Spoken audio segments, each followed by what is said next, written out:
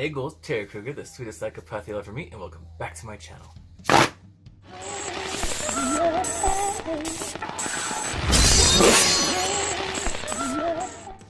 Alright, so today we're going to be doing the first impressions for the new Kat Von D anti-Semitic, anti-vaxxer, the Kat Von D vegan eyeshadow palette.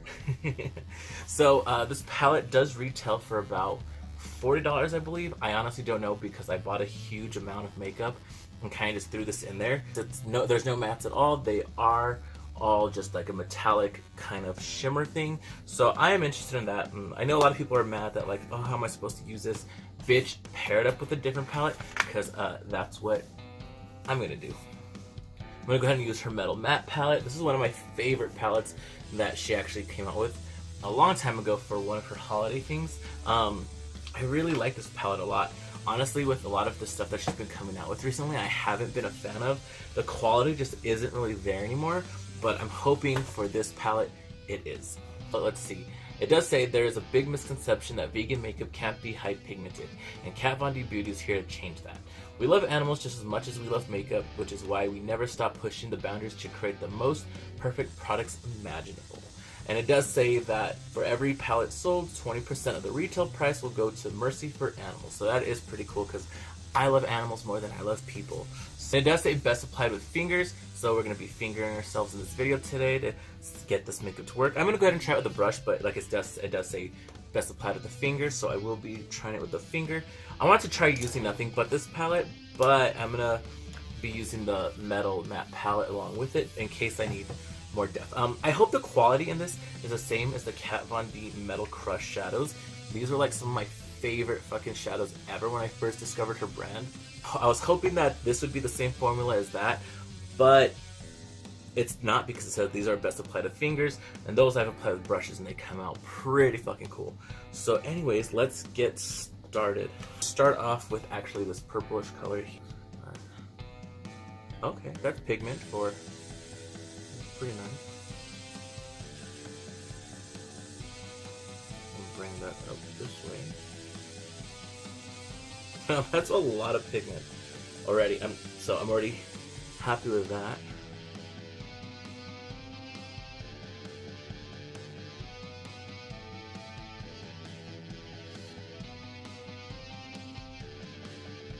Bitch, this purple is everything. Okay, I'm liking that a lot. How about we try some Mercy, because I've never given Mercy to people, so let's try in shadow. Okay.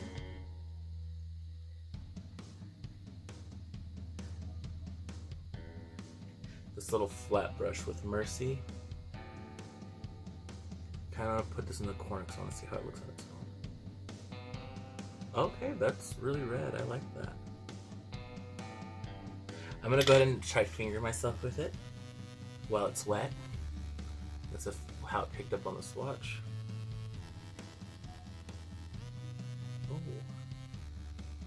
Ooh. Ooh. Okay, that's looking pretty. I am mad. That's nice. That's really nice. Ooh, I'm gonna take the color Species. Oh my god, so in my last video I was singing an Ariana Grande song and joked that I sounded just like her and that I had to stop because I was going to get flagged for copyright because they couldn't tell the difference if it was her or me and I was using it. And a little after that, Shane Dawson got flagged for copyright because he was singing a Panic at the Disco song. Like the song wasn't playing at all, it was just him singing it. And he actually got a copyright strike for it. So that's like pretty insane that you can't even sing songs without getting a copyright strike. It's like, thank you, America. Where are we coming to? So it's like, you're gonna have to pay if you want to sing along to a song now. That's scary. Into the yellowish, goldish shade with my... I'm gonna apply this bitch right here. Oh, okay. Wow, that's pretty. Alright, so now I'm gonna go on this eye. I'm gonna start off with the blue shade. Oh, bitch, look at that. Whoa! I can't be mad at that. Look at that. Go into this blue color right here.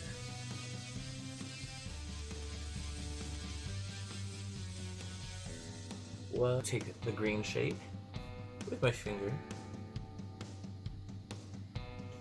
dip into her, and once again finger myself with the green. Ooh.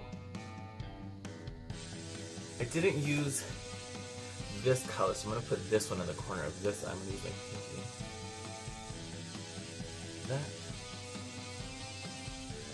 Go back in with the red shade.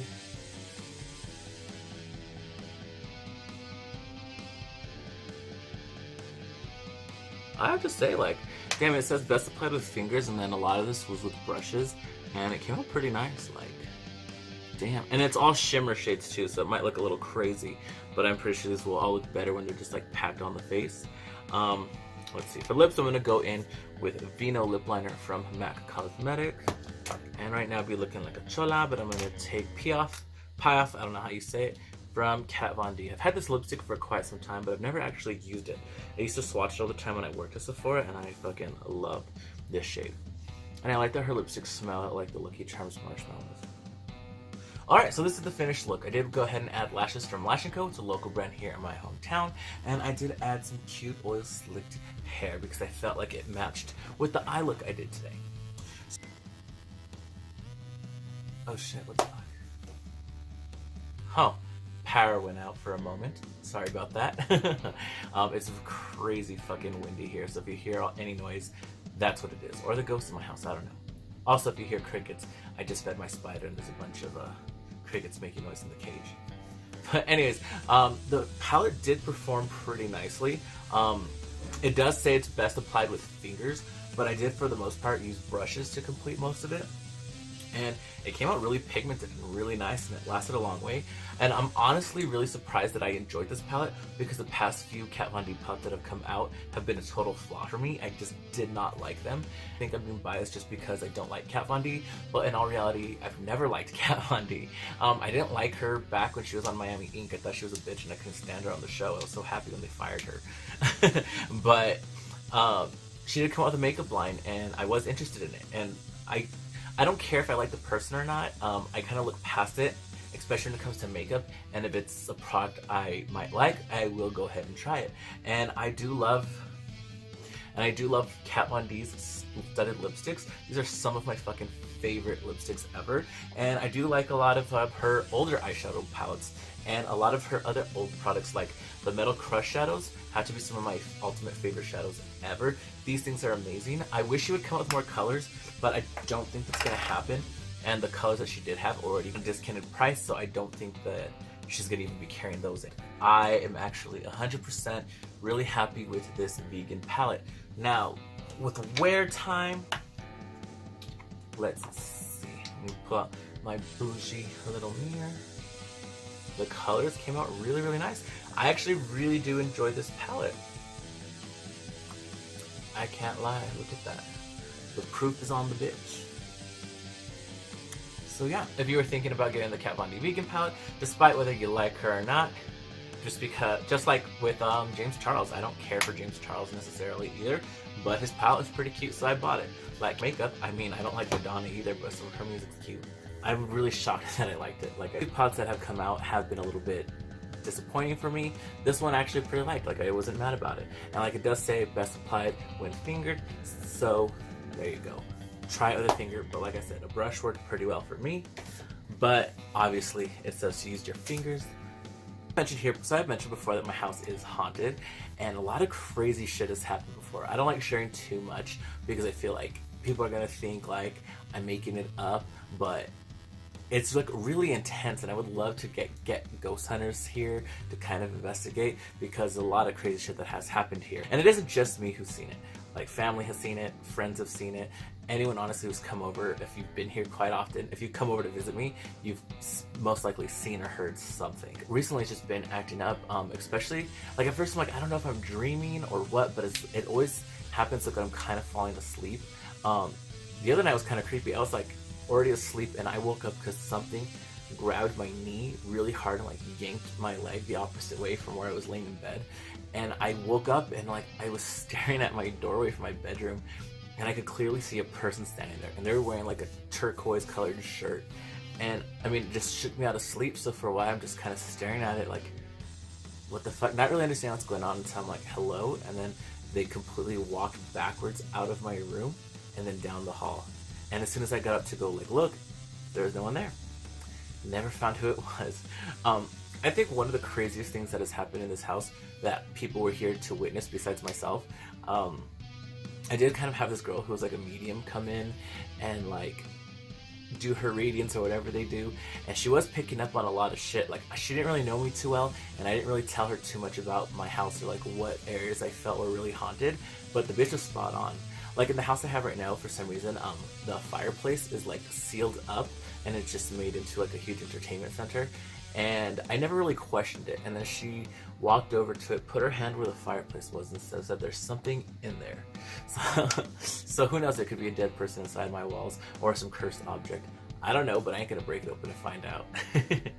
But one of the creepiest things that's happened is that, well, when she was here, she was doing her readings, and it was kind of cool because it was like pretty accurate. Like, I didn't tell her anything about specifics of the house, and she was kind of picking up on it right away. And then in my living room, I have a couch that goes long ways that faces the TV, and a couch that goes sideways that kind of faces the other wall. And me and her are sitting on the couch that's like directly facing the TV, and two of my other friends are sitting on the side right here. And all of a sudden, out of nowhere, we're just kind of talking about whatever, because she had finished her readings, and then out of nowhere, she's kind of like, it's here. And as it happened, the lights in my living room flickered off, and even the TV went out. And then as it came back, like, it was out of a fucking movie, and I wouldn't have believed it myself if everyone there didn't see it. But as the lights came back on, I'm sitting right here, she's sitting next to me, and on the other side of the couch, I clear as day see a face of someone, like, you know, they're peeking out from behind the couch looking at me. I got chills thinking about it. I got chills so bad. My two friends that were sitting up against the couch seriously jumped up on top of the couch and shimmied their way across the couch behind the one I was on and ran out the front door after them outside my house. And it took me a while to calm them down because they were both freaked out. And they were both like, I'm not going back in there. You fucking saw that, didn't you? And I was like, yes. Like, that was so fucking crazy. Like, it was clear as day a face of someone peeking out from behind the couch. And then I kind of realized, like, wait, I just left this woman in my house.